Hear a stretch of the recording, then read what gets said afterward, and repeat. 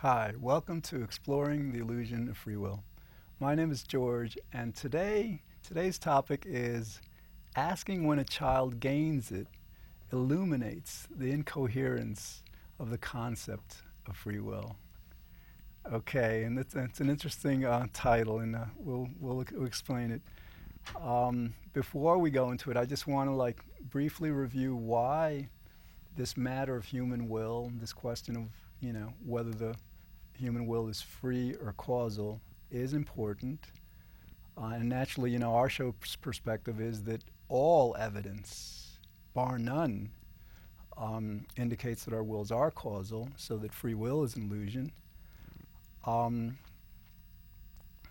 That this question is important because our every behavior kind of depends on how we view our human nature. In other words, if we act under the illusion that we have a free will, we're going to treat ourselves and each other differently, basically more unkindly, less compassionately, than if we understand that everything we do is compelled. It's not really up to us. Okay, so and yeah, I want to go into this a bit more, because a lot of times people will confuse the term free will with the term will. In other words, when people say that they have a free will, they're actually saying that they have a will, not a free will. And the idea behind that is we make decisions all the time, okay? And these decisions are based on reasons, because if we were to make a decision that wasn't based on a reason, that's kind of like incoherent. That the concept itself, how could you make a decision not based on some reason, whether the reason is unconscious or not? So the idea is that if we make a decision, and let's say we're possible that there was no reason for it, then obviously it couldn't have been freely made.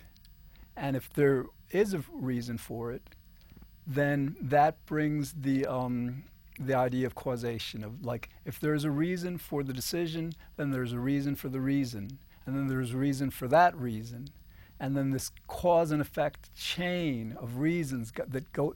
The reasons always go back in time. The reason will always precede the effect or the decision. So if you have a decision that's made and a reason for it, and then a reason for that reason, and you follow that chain of causation back, it extends before the person was born, before the planet was created, presumably before the Big Bang. And that idea of causality is really the fundamental explanation of why our wills are not free. And again, when people say that they have a free will, what they're saying is that I can choose whatever I want. What I do is completely up to me. It's completely up to me, not up to anything else.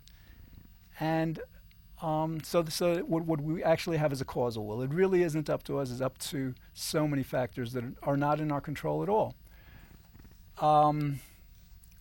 One of the ways that we define human will, let's say free will, is if we have a free will, then that means we're responsible. We're essentially responsible for our acts. We're fundamentally responsible. It's not that we, hold ourselves responsible, but that we actually are responsible. And if we have a causal will, that means that no, we may hold ourselves responsible, to uphold civilization, to have certain order, but that's just a convention, because we don't know any better for whatever reason. But the fundamental reality is that we're not responsible.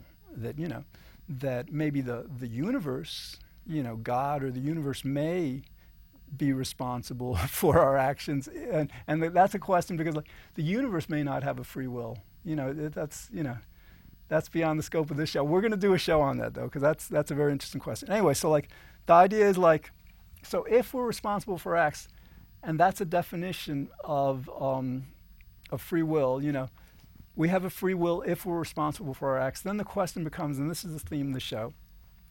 All right, we all agree that a 1-year-old infant, a 1-year-old child, does not have a free will. Okay, that's something, again, or it does not have a free will in the sense of responsibility, especially. In other words, you can't hold a 1-year-old responsible for a moral decision, for soiling itself or peeing on you or whatever. You can't, we all agree that an infant, a 1-day-old infant, doesn't have responsibility and therefore, isn't responsible, doesn't have a free will. Okay? Now, if we start from that premise, that premise that no one would object to, then the question, and just before we go into that, naturally the reason that infant doesn't have a free will is because they don't have the capacity, they don't have the experience, the brain development, all these reasons. So then the question becomes, if a 1-year-old doesn't have a free will, at what point, at what moment, at what age, what would have to happen? What would have to happen for a human being that doesn't have free will to suddenly acquire it?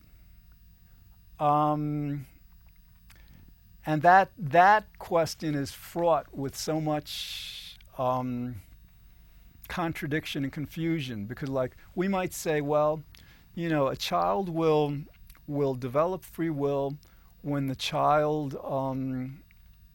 let's say, has a certain amount of knowledge, gains a certain amount of experience with his world. And then all of a sudden he goes from being a human being that has absolutely no control over his will, that is not responsible, to a human being that is responsible. Okay, but then if that's the case, then you have, let's say, a person who, a child who has acquired much more knowledge than another child, having more of a free will. So that would mean that some people have more of a free will, and if a person is very ignorant, or almost completely ignorant, they have absolutely no free will. Or another way is level of intelligence. Somebody might say, well, a child, an infant, 1-day-old infant, doesn't have much intelligence or maturity, intellectual maturity. Its rational thought processes haven't developed yet. So then we ask, well, when might that happen? Okay, at what age? And so that means that one child might develop a free will before another child.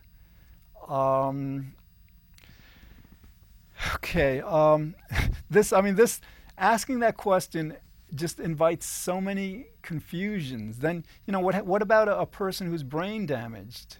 Do they, it would be presumed that they don't have a free will if there's a physical damage to the brain, or if they're mentally challenged and all. But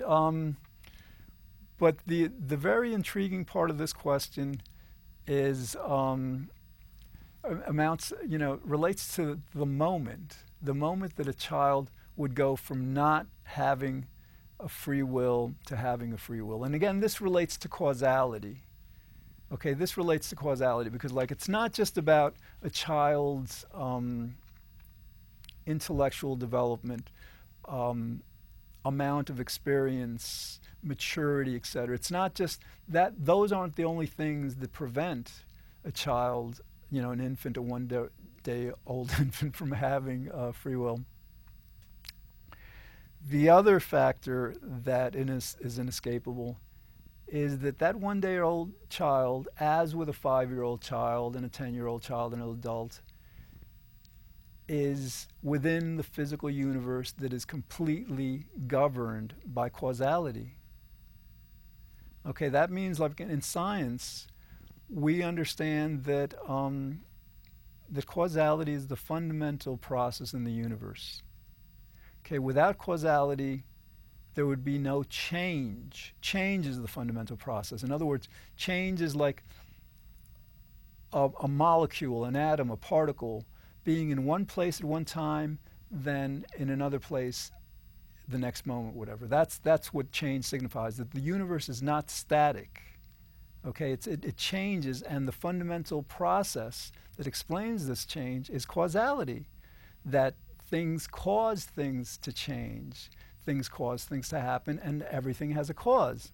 So, with the child, if we acknowledge, if we agree that a one-day old infant doesn't have a free will, then like we would have to, and then like if we want to assert that at a certain age, whether that age is 2, 5, 10, whatever, the child suddenly acquires free will from within the context of causality, we would have to explain, well, how does that child all of a sudden circumvent the laws of nature, this fundamental law of nature that is cause and effect?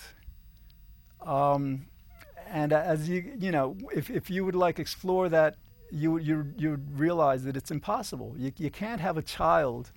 You can't have a child, a human being. You can't have anything in the universe, whether it's living or not, circumventing, overcoming the causal nature of the universe.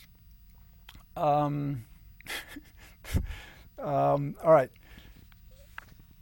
For those of us who may not accept causality as being the fundamental process, that everything in the universe is governed by it, consider the alternative. If things aren't caused, then they would be quote unquote random. And randomness has certain various different definitions. In other words, like you can go into a bowl of let's say ping pong balls and pick one out randomly, but that's just a matter of speech. In other words, you're not without expressed intention, but the whole process actually is causal. It's not. Basically, the idea is like if things are not causal, then how could they come to be? Like if something is not caused, if a child's decision, if our decision, if anything in the universe is not caused, how could it come to be? How could it happen? How nothing happens that isn't caused. That's the key understanding here.